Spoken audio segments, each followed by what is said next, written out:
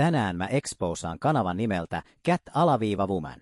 Tässä on tällainen pikkupalli-video, jossa hän tappelee Hasemnia, ja tiesiks te sen, että Hasem on 16V? Jos oot Hasem-fani, niin klikkaa pois, koska tässä nyt tulee se vidi.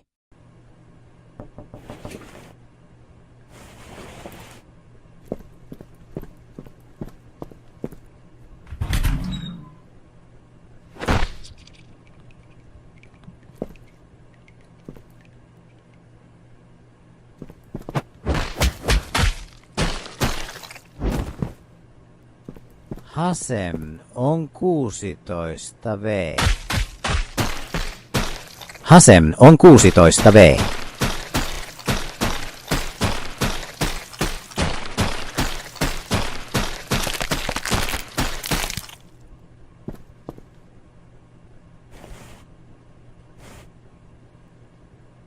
Mitä vittua Hasem ES teki sulle niiku sä tapoit saatanan 16 V-teinin TS-vidis?